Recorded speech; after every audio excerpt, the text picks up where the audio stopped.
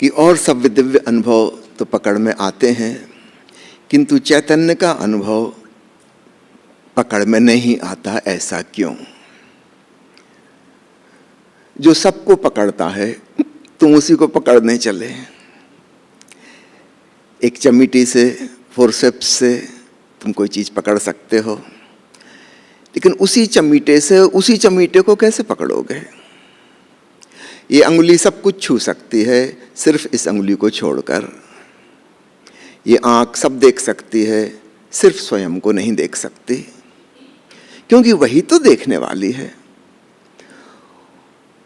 वह object of knowledge कैसे बनेगी? इस बात को थोड़ा ख्याल करो। चैतन्य का स्वभाव दृष्टा होना है, साक्षी होना है, जानना है, इसलिए वह जानने का ऑब्जेक्ट नहीं बन सकता।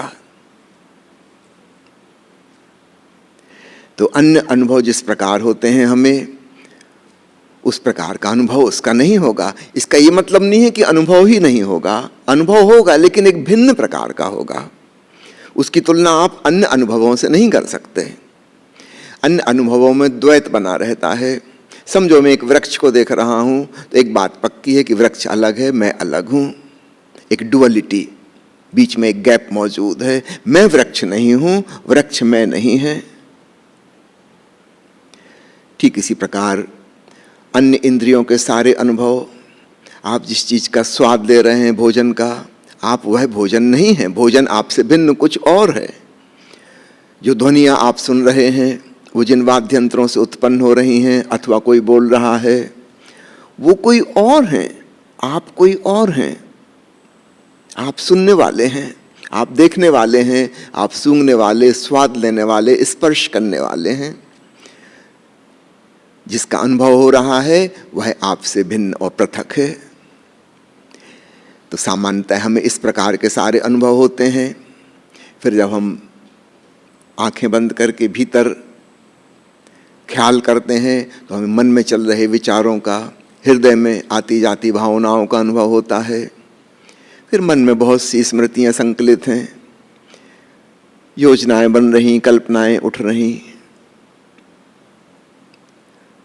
अतीत की बहुत सी बातें आ रही। ये मन सपने भी देखता है, रात में दिन को दिवा स्वप्न भी देखता है। ये सब भी आंतरिक दृश्य हैं। तो एक है एक्चुअल वर्ल्ड, बाहर वास्तविक दुनिया, और एक है हमारा मनोजगत, भीतरी दुनिया। इसमें बाहरी दुनिया की ही छवियां हैं, उन्हीं के रिफ्लेक्शंस हैं। कोई नई चीज इसमें नहीं है। जो घटनाएं घट चुकी उनकी स्मृति मौजूद है, बीच बीच में कभी कुछ आता जाता रहता है। उन्हीं के आधार पर कल्पनाएं निर्मित हो रही हैं, उन्हीं के जोड़ तोड़ से। आप कोई नई चीज की कल्पना नहीं कर सकते। आप कहो कि मैंने एक दिन कल्पना की उड़ते हुए घोड़े की, ये बिल्कुल नई और मौलिक बात थी। इसमें मौलिक कुछ नहीं है। आपने घोड़ा भी देखा है और उड़ते हुए पंछी भी देखे हैं, आपने जोड़ तोड़ कर लिया। पक्षी के पंख आपने घोड़े में लगा दिए, नया कुछ भी नहीं है। जो हमने बाहर दुनिया में जाना, उन्हीं के जोड़ तोड़ से हमारा मनोनिर्मित जगत है, मेंटल वर्ल्ड।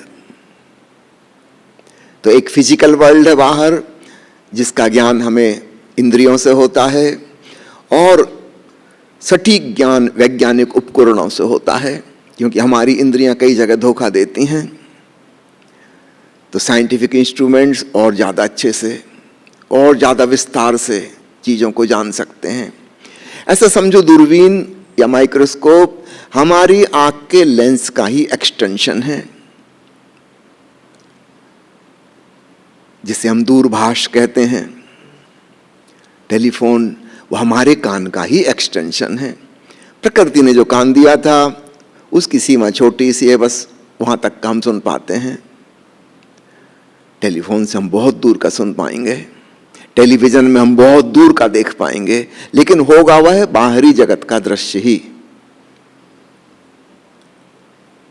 जिन आंखों से जो गैलेक्सी हमें दिखाई नहीं पड़ती, बड़ी बड़ी टेलीस्कोप से वो भी दिखाई पड़ जाएंगे।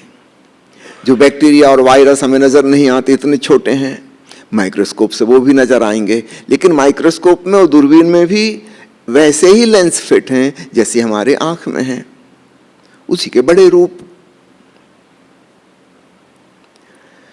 तो ये बाहरी जगत का अनुभव है जिसको हम कहते हैं कि हमें पकड़ में आया। मनोजगत के अनुभव भी हमें पकड़ में आते हैं। आप सुबह उठ के कहते हैं आज रात मैंने ये सपना देखा, और ठीक वैसे ही था जैसे कोई टीवी सीरियल या फिल्म की कहानी आप देखते। वो वास्तविक पर्दे पे चल रही थी, ये मानसिक पर्दे पे चल रही थी।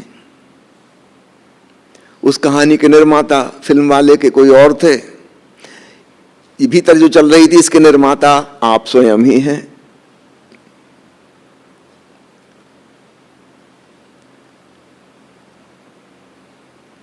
सामान्यतः जो हम कहते हैं अनुभव, एक्सपीरियंस, तो हमारा इन दो चीजों से मतलब होता है, वास्तविक जगत और मानसिक जगत। अब मैं आता हूं अपने अंतरतम का अनुभव, अपने दिव्य चैतन्य का, डिवाइन कॉन्शसनेस का अनुभव। जहां जहां हम दिव्य शब्द जोड़ते हैं उसका तात्पर्य ही यही है कि वह ना तो इंद्रियों से जाना जाता और ना मन में संकलित इंद्रियों के अनुभव से जाना जाता, वह डिवाइन एक्सपीरियंस है। हिंदी में हम दो शब्द उपयोग करते हैं, लौकिक या सांसारिक अनुभव, और दूसरा पारलौकिक, अतीन्द्रिय अनुभव। तो यह अतीन्द्रिय अनुभव कैसा होगा? क्या उसमें भी द्वैत होगा, दो होंगे? क्योंकि उस अंतरतम में तो केवल आप ही हो, ना तो बाहरी जगत है और ना वह मन है जिसमें बाहरी जगत की स्मृतियों का संकलन है। उसके भी पार आप हो, और आप चैतन्य स्वरूप हो। तो इसका अनुभव तो होगा लेकिन वह पकड़ में नहीं आएगा। मेरा तात्पर्य है वैसा पकड़ में नहीं आएगा जैसे कि आज तक के अनुभव हुए हैं। उस चमीटे से आप स्वयं चमीटे को कैसे पकड़ोगे?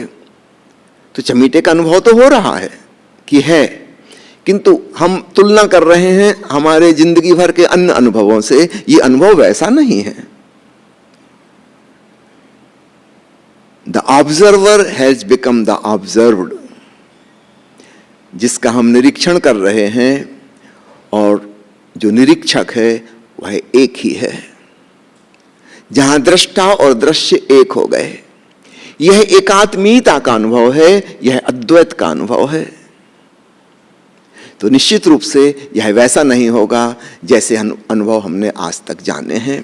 तो आपकी यह समझ बिल्कुल ठीक है कि चैतन्य का अनुभव पकड़ में नहीं आ रहा, इसका मतलब आप बिल्कुल ठीक दिशा में जा रहे हैं।